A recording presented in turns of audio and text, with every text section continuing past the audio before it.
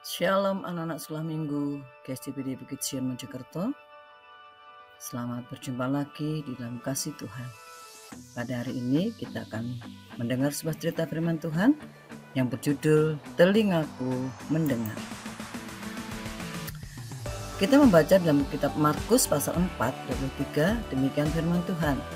Barang siapa mempunyai telinga untuk mendengar, hendaklah ia mendengar.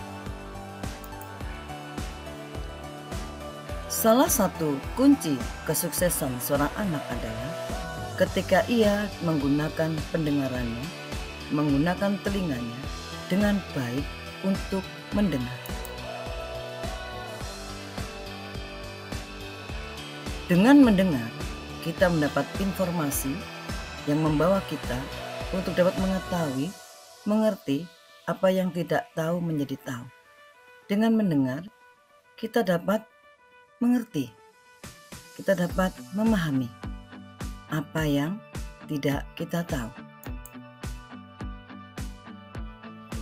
Dengan mendengar yang jelas dan benar, kita dapat melakukan apa yang kita dengar dengan baik dan benar. Jadi, kalau telinga kita mendengar dengan jelas sebuah perintah, maka kita akan dapat melaksanakan dengan benar. Tetapi kalau kita kurang mendengar dengan baik, maka kita tidak bisa melaksanakan perintah atau sesuatu itu dengan baik pula. Mari kita lihat video kali ini. Komik Alkitab Anak. Samuel mendengar suara Tuhan. Sumber dari Alkitab Perjanjian Lama. Kitab 1 Samuel pasal 1-3. Ada seorang perempuan bernama Hana. Dia ingin sekali mempunyai anak, karena itu Hana meminta kepada Tuhan. Ibu Hana berjanji jika nanti dia mempunyai anak, ibu Hana akan memberikan anak itu kepada Tuhan. Anak itu bernama Samuel. Ibu Hana menyerahkan Samuel kepada Imam Eli di bait suci Tuhan. Samuel menjadi pelayan Tuhan. Samuel semakin disukai Tuhan dan manusia. Ketika Samuel tidur, Tuhan memanggilnya Samuel, Samuel. Samuel mengira itu adalah suara Imam Eli. Ternyata Imam Eli tidak memanggilnya. Ketika Samuel tidur lagi, Tuhan memanggilnya Samuel, Samuel. Imam Eli berkata bahwa dia tidak memanggil Samuel. Imam Eli menyuruh Samuel kembali tidur. Samuel pun tidur lagi dan Tuhan memanggil untuk yang ketiga kalinya, Samuel, Samuel. Imam Eli menyuruh Samuel berkata, "Berbicaralah Tuhan, sebab hambamu ini mendengar." Samuel kembali ke tempat tidur dan Tuhan memanggil untuk yang keempat kalinya, Samuel, Samuel. Samuel pun menjawab panggilan Tuhan. "Berbicaralah, sebab hambamu ini mendengar." Besok paginya, Samuel memberitahu Imam Eli bahwa Tuhan telah berbicara kepada komik.